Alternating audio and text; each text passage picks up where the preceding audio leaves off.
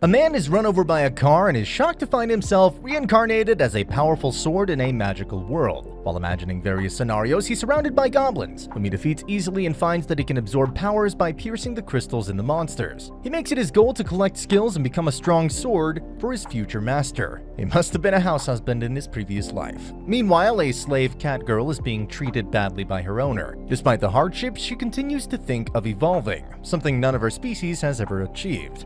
On the other hand, Sword keeps on defeating strong monsters and gains a bunch of skills. After clearing all the nearby areas, he proceeds beyond Area 5 and settles in the ground to observe. He decides to go forward, but he's unable to move as ground is absorbing his mana and the skills, causing him to get stuck there for months. Poor guy's a bad luck magnet. Black Cat's caravan is passing by and is attacked by a monster who is slaughtering everyone in sight. Sword calls upon the cat girl and she defeats the monsters using his powers. Sword releases the Catgirl from her slavery and realizes that they share a similar goal. Catgirl accepts the Sword's request to be his wielder and introduces herself as Fran. She names the Sword Teacher because he promised to train her, and just like that, they start a new journey together. On the road, they get to know each other better. Teacher explains how good Fran is on the uptake with minimal guidance, and most importantly, how considerable she is. While they're taking a break, Fran notices a voice and rushes towards it. A caravan was being attacked by the goblins. Fran immediately slashes them. The guy introduces himself as Randall and offers a ride to the city Alacia in return for protection. Teacher tells Fran to keep his identity a secret as he only talks to Fran using telepathy. Randall tells them how the monster activity has increased because stronger monsters were defeated in Motu Plains. I wonder why this teacher has the edge of his blade in anything bad that happens. Randall tells them about the Adventurers Guild, and Fran decides to join it. They reach Elisa and head straight toward the guild, where they're received by the receptionist, Nell. She takes a liking to Fran and takes her to the practical examiner, Donadron. They have a tough fight, and in the end, Fran surpasses him by using magic and sword side by side, and he admits his defeat. Sorry for the big guy's pride who lost to a kid. The guildmaster asks Fran where she learned to do this, to which she replies it's a secret, allowing her in because he doesn't sense any ill intent. Fran chooses to become a sword mage and sells some of her loot. On her way back, she's stopped by some mercenaries demanding money, but she teaches them a lesson, earning the praise of guild members. After being registered as an adventurer, Fran is looking through the market in search of armor when Gurus, a legendary dwarf blacksmith, invites her to visit his store. Garrus tells Fran that he sells stuff to strong adventurers only, and he thinks she's worthy because he witnessed her fight at the guild. Garrus tells Fran she knows Teacher is an intelligence weapon because of his god sight, just another OP isekai skill. Teacher thinks Garrus is a good guy, so he reveals his secret. Garrus says that a legendary weapon can only be forged by a divine smith, and there were only 5 recorded in history. Garrus teaches Fran how to increase a weapon's attack by mana conductivity. Eventually, Fran gives Garrus materials to make her a scabbard and some other protective gear. Fran purchases some dresses and underwear and starts searching for utensils and spices. They visit the Saber-Tooth General Store owned by Rufus, a former adventurer. Later, they get a room in a nearby inn. Teacher tells Fran that with the purchase of these goods, they will make delicious food, which Fran likes a lot.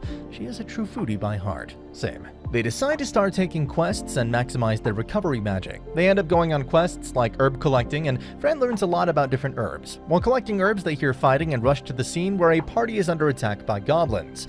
Fran quickly takes care of the goblins and identifies hobgoblins, which are an omen of a stampede. A goblin sneakily calls for backup.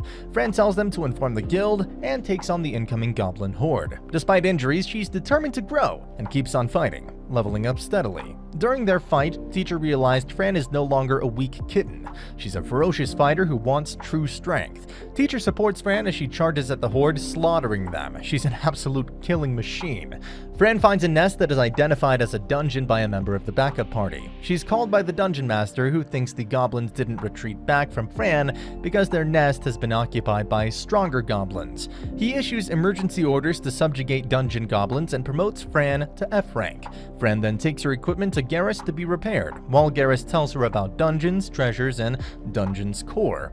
He really is a father figure. Nell tells Fran how the vice captain of knights dislikes adventurers and has refused to send any help. She explains to Fran how gods made the world then the god of chaos is reason behind making dungeons, and how monsters are related to the evil gods of war. Fran's little brain gets fried by this much information. The next morning, she picks up the scabbard, which teacher likes a lot. Adventurers are assembled outside the dungeon, setting a base when suddenly goblins attack, splitting the adventurers. Fran proceeds to the entrance, helping people along the way. She uses advanced magic and clears a path to enter the dungeon. Donnebrand and others hurry behind Fran, while teacher tells Fran to defeat and take crystals from goblins with useful skills and leave the rest for others. They store the bodies of goblins after taking the crystals, as this will raise suspicion, and then kill all the rest of the goblins using parallel thought, a skill that Fran has difficulty with. They keep on charging until they reach the Goblin King and Queen. Teacher senses a powerful aura from the king and decides to first surprise them with magic, but all of them are defeated by it. Turns out, appearances really are deceiving sometimes. It turns out neither king nor queen was the dungeon master, leaving Fran in excitement to fight the real dungeon master.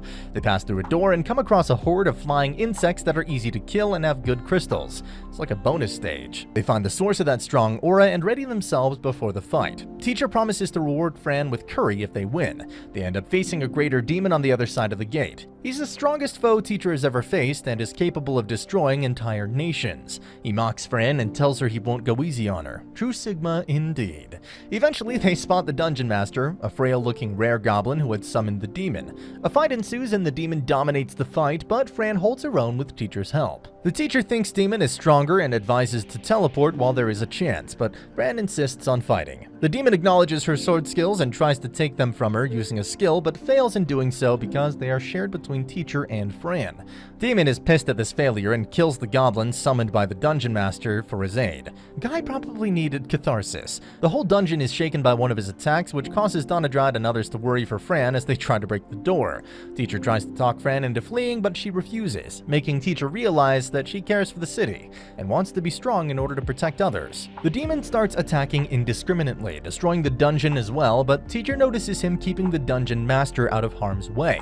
When Fran attacked the master, the demon took those attacks, and Teacher remembered hearing that everything disappears if the dungeon master is killed. Poor Guy had his bluff caught. They started attacking the master, and the demon protected him by raising a barrier, so they had to think of a plan to defeat him. They tricked him into thinking that they were attacking the master and aimed for his crystal, an all-time classic trick.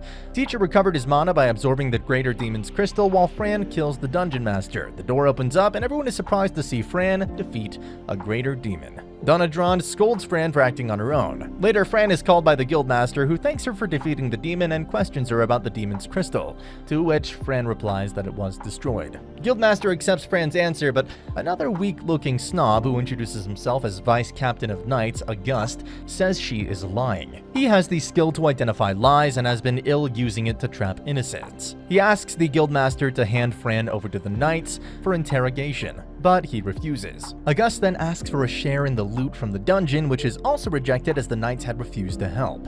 Man should know when to stop, but this guy's ridiculous. Out of respect, Fran offers him some materials, which he throws away disrespectfully, enraging Fran. She now uses her new ability, Skill Taker, that she had gained from Greater Demon, and robs August of his lie spotting and etiquette skill, then asks him to identify a simple lie. August is unable to identify, which makes him nervous, and he starts doing unsightly things and runs away, making an excuse. The guildmaster tells Fran to look out for August. He promotes her to D rank and gives her a bonus as well. Everyone celebrates her success while Fran buys them drinks. That night, Teacher had a dream for the very first time and saw some people. Probably had a meeting with the gods. This is an isekai after all. They go to a lakeside and Teacher starts preparing curry, as promised, and burgers, which are stored for future use. Fran tastes curry and falls in love with all three variants of it, and can you blame her? The three knights at the gate who had become familiar with Fran warns her that Vice Captain August is looking for her. While walking through the market, Fran notices someone following her. She leads them to a tower and confronts them. It was Vice Captain August. Apparently, August presented unsettling behavior in front of the royal family that angered his father, and he considers Fran the culprit. He calls forth his assassin, Gaeran, a blue cat. Fran gets angry and tells Teacher that blue cats are enemies of black cats. They had betrayed black cats years ago and then sold off the remaining to slave traders. During the fight, Fran keeps having flashbacks of being hunted by blue cats. Gaeran keeps telling the stories of how he tortured and killed the black cats to intimidate Fran, but Teacher helps her emotionally, and she successfully defeats him. Fran cuts off his limbs and stores his body as a trophy to encourage other black cats that they should fight back too. Kyoran must be regretting ever facing Fran now. August is scared out of his wits, and just then the Guildmaster's water spirit arrives and tells Fran to spare August. Fran should have taken his luck skill instead. He tells Fran that August's father had placed him under house arrest, but he escaped to take his revenge, and the guild was requested to escort him back, so Fran will be receiving a bonus. On her way out, she bumped into Amanda, an A-rank adventurer, who takes immediate affection towards her and forces Fran to call her mama or give her a kiss, but Guildmaster stops her from going overboard. Amanda keeps on following Fran around for several days. Nell tells Fran that Amanda loves children and runs an orphanage. She has the title Guardian of Children. The Guildmaster wants Fran to accept a specific request in return for crystals and a permit to access Ulma Dungeon. He insists on Fran doing this quest so that people who are raising rumors that she either bought her way up or the Guildmaster has a thing for young girls could be silenced. Amanda overhears the conversation and insists on tagging along. Fran is greeted by Amanda at a rendezvous where others are already present. A rank C party, Azure Guardians, led by Cruz, is overlooking this quest, which is a promotion test for two parties, Dragon Roar, led by Crad, and Forest Eyes, led by Furion. Crad is rude towards Fran as she thinks she bought her rank. Their quest is to collect crystals from the core and take out monsters on the way. Crad keeps offending Amanda by calling her old. Boy needs to learn you don't talk about a girl's age. No doubt, he's still single. They camp near the dungeon and Fran is the first to keep watch. Crad approaches her and challenges her to a duel to prove she didn't use her connections. She defeats Crad easily, but Amanda wants to duel Fran as well. Fran agrees on the condition that Amanda will stop following her if she wins. Amanda's whip techniques turned out to be quite bothersome. Fran couldn't find any opening to attack, but then Amanda used Manda Flow, and her whip became even more ferocious. Fran's having a hard time, but then she makes a strategy and uses the skill Parallel Thought to do a double attack. Amanda blocks the first, but the second one takes her by surprise. Her unique skill activates that renders an attack null. Fran faints, but everyone is astounded by their battle. Crad is dumbfounded. He realizes he's the kid there. After watching their fight, everyone gets fired up and challenges Amanda, but no one lasted as long as Fran, which showed everyone how capable Fran really is. So then, the party starts the expedition. Seeing everyone excited, Amanda remembers how crowded this dungeon was when she was a novice. A lot of people died clearing it, which left a lot of orphan children. This is when Amanda made the orphanage. Crowd informs that spider monsters have surrounded them, but they defeat them all and proceed to the second floor. Fran asks Amanda about skills, arts, and magic, which makes Amanda happy that she's asking her for help, and wants to give Fran a hug, but she refuses. On the third floor, traps appear which are activated frequently by party members, causing havoc. Izel from Azura Guardians disarms a number of traps using her skill. Amanda tells Fran about magic and its types, and then she can learn thunder magic, leaving Fran excited to try it out. Fran then shares her beloved curry with Amanda. She must be feeling the love of mother. Cruz then tells them that it'll get harder from this point on. Izel says that she has heard stories of people being teleported inside walls. They proceed to the deepest floor and find that the spiders have evolved. This is no longer a mission suitable for the E-rank party. Therefore, Cruz orders them to retreat. Two members of Dragon Roar bump into Fran, and they fall into a teleporter that forces them to leave their weapons behind. The location of the teleporter was changed by a trickster spider. Fran is facing the trickster spider without Teacher. She thinks she's done for as she can't fight without Teacher. On the other hand, Teacher uses his search skill, but in vain. The party splits in three and starts the search. Teacher's going through his skills and finds one that can help him find Fran. The Kin Summon that he got from Army Beetles, which allows him to summon a wolf. Regardless of revealing his identity to Amanda, Teacher summons an onyx wolf that has the ability to detect people. The wolf starts attacking Teacher immediately. Maybe he was angry because they disturbed him during his nap time. Amanda decides to get rid of him, but Teacher talks to her and asks her to trust him. The wolf is acting